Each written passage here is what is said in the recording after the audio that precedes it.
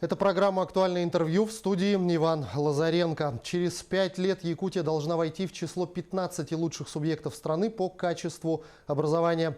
Такая стратегическая задача определена в указе главы Якутии. Как и с помощью чего этого достичь, что входит в понятие «качественное образование», мы сегодня обсудим с гостем студии. Это директор Центра социально-экономического развития школы Института образования Высшей школы экономики Сергей Косарецкий. Сергей Геннадьевич, здравствуйте. Здравствуйте.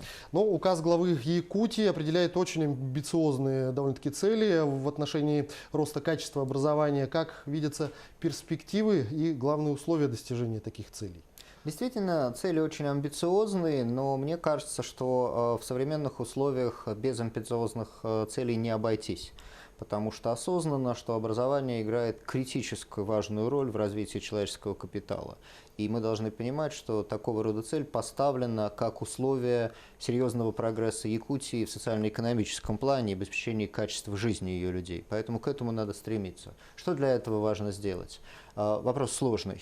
С одной стороны, мы понимаем, что традиционно ключевыми факторами достижения высокого качества образования на протяжении многих лет и даже веков являются учителя, квалифицированные кадры, приток молодых кадров, обеспеченность квалифицированными кадрами всех школ, независимо от их территориальной доступности. Это то, что необходимо обеспечить в первую очередь. С другой стороны, сегодня меняются представления о качестве образования. Мы должны понимать, что ту цель, которую мы ставим в отношении качества, уже нельзя соотносить с теми целями, которые мы видели раньше. Сегодня качество образования – это не просто знание учебника, и даже, можно рискнуть сказать, не просто сдача ЕГЭ на высокие баллы. Сегодня качество образования – это те компетенции, которые позволяют человеку успешно реализовывать себя, свой потенциал в профессиональной деятельности и быть человеку достойным членом общества, помогать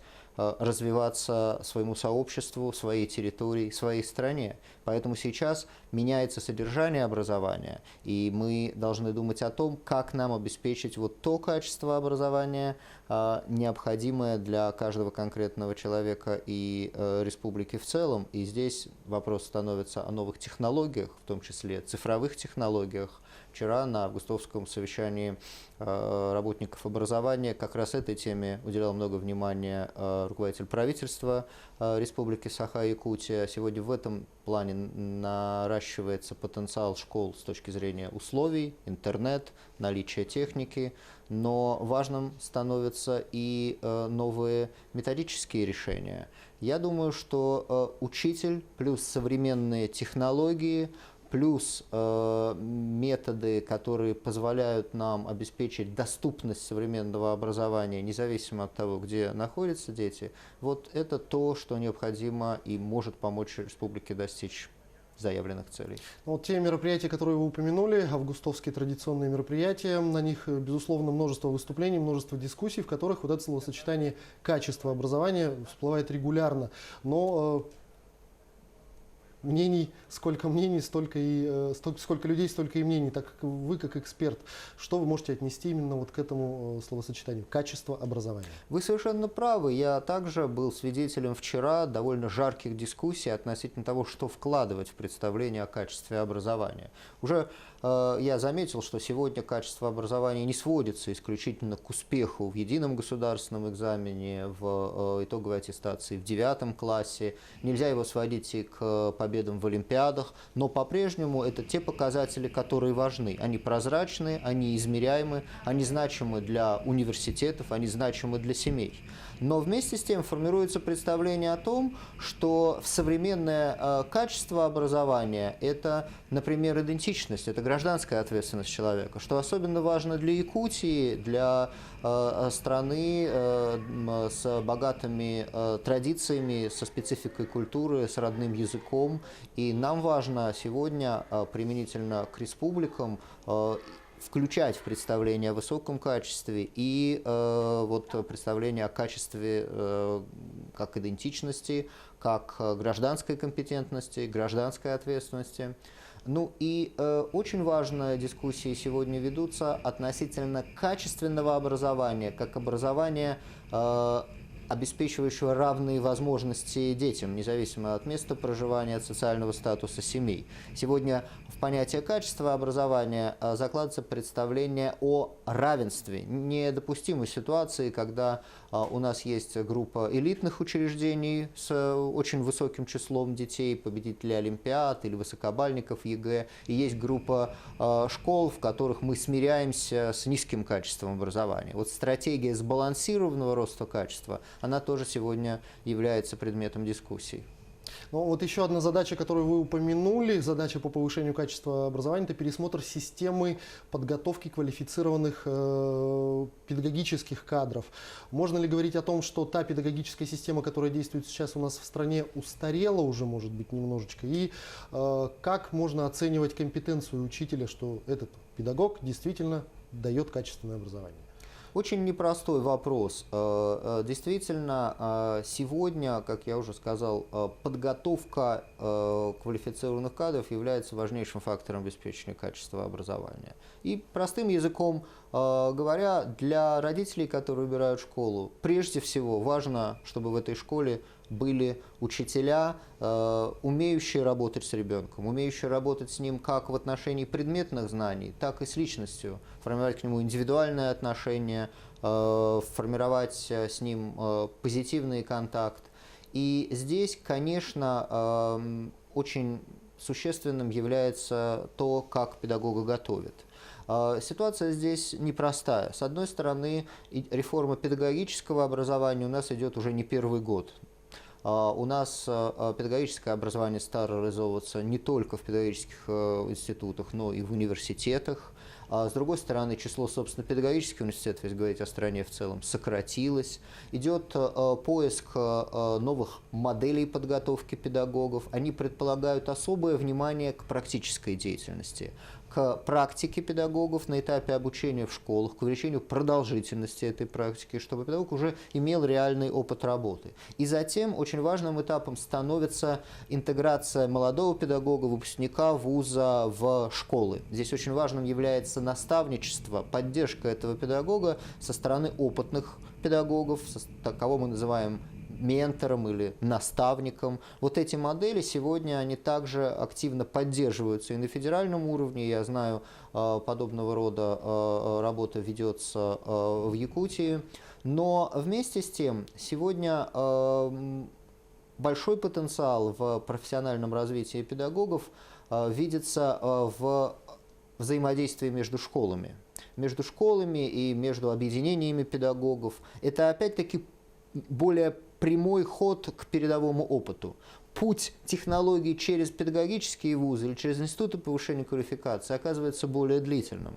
Поэтому задача стоит в выявлении лучших образцов педагогических практик и в знакомстве с этими образцами, как молодых, так и опытных педагогов, но нуждающихся в обновлении арсенала своих педагогических средств. Что касается оценки педагогов, здесь есть разные точки зрения. Сегодня ведутся разработки инструментов независимой оценки профессиональных квалификаций, они предполагают такой комплексный взгляд на работу педагогов, где оцениваются его и методические умения, и психологическая компетентность.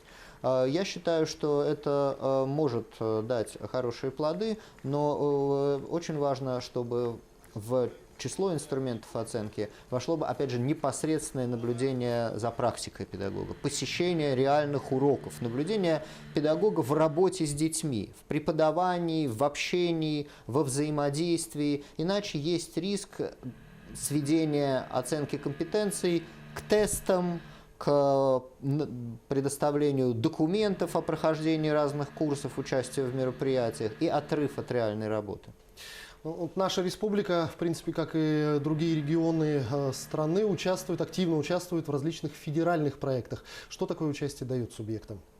Я действительно наблюдаю за очень высоким уровнем активности Якутии в федеральных проектах и крайне положительно это оцениваю. Мне кажется, это достойно уважения, потому что само это участие не является простым. Сегодня федеральные проекты – это конкурсы, для победы в которых республика должна предоставить довольно серьезный пакет документов, фактически состязается с другими регионами Российской Федерации. Успех Якутии даже уже на этапе конкурсного отбора – это признание потенциала республики, ее управленческих кадров, педагогических кадров. А дальше очень прямой ответ. Это дает возможность привлечения федеральных ресурсов. Сегодня в национальном проекте на реализацию региональных проектов выделено очень существенный объем средств. В разных, конечно, проектах по-разному, но в целом это очень серьезное подспорье для развития новой инфраструктуры на уровне школ, в том числе школ в сельской местности, для цифровизации образования, для создания центров дополнительного образования. И я наблюдаю, работая в партнерстве с республикой уже не первый год, как за счет тесного взаимодействия с федеральными проектами возникли и кванториумы, и сейчас создаются центры технологического и гуманитарного профиля. Это возможность республики укреплять потенциал системы образования, не то чтобы экономя, да, а наращивая ресурсные возможности. Вы побывали с рабочим визитом в Хангаласском Улусе. Расскажите, пожалуйста, о проекте, который там сейчас реализуется, в чем его особенности, кто будет вовлечен в реализацию этого проекта. Да, я буквально только что из Хангаласского Улуса, где реализуется проект социального воздействия, такой он немножко абстрактно имеет наименование, но конкретно он направлен на повышение качества образовательных результатов, то есть то, с чего, собственно, началась сегодня наша беседа, это проект, в котором индикаторами успеха является рост качества образования в очень конкретном выражении, он буквально рассчитан, насколько должны повыситься эти результаты. И мы можем рассматривать этот проект как такой передовой в отношении к цели республики в целом.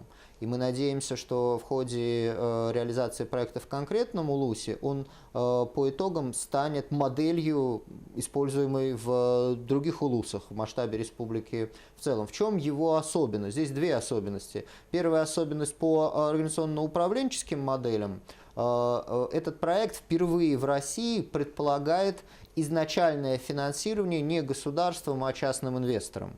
Проект реализуется Институтом развития ВЭБ. В качестве инвестора привлечен Фонд развития Дальнего Востока. И государство свои средства вложит в проект в качестве компенсации инвестору только в случае достижения результата. Мы знаем много примеров, не в Якутии, когда проекты реализуются при поддержке государства, деньги расходуются, а результатов мы не видим. А здесь это не просто даже результаты с точки зрения развития инфраструктуры или запуска каких-то процессов, охвата детей какими-то мероприятиями. Это непосредственно результаты, связанные с качеством. В этом плане проект очень ответственный. Институт образования выступает ключевым исполнителем проекта, но мы видим его партнерами, безусловно, профессиональное сообщество в самом Улусе. Там есть много достойных учителей, сильных школ, и нам нужно задействовать внутренние ресурсы. И, конечно, будем привлекать республиканские организации, обладающие необходимым потенциалом в работе с детьми и учителями. Надеемся, очень надеемся, что этот проект по итогам и обеспечит рост качества образования, и, как я сказал, создаст передовую модель, готовую для распространения, и войдет, может быть, в историю как проект, который впервые был реализован в Якутии.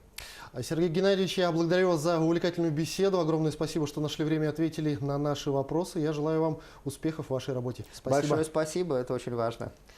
Это была программа «Актуальное интервью». Но о качестве образования мы говорили сегодня с гостем нашей студии, директором Центра социально-экономического развития школы Института образования Высшей школы экономики Сергеем Косарецким. До встречи в эфире.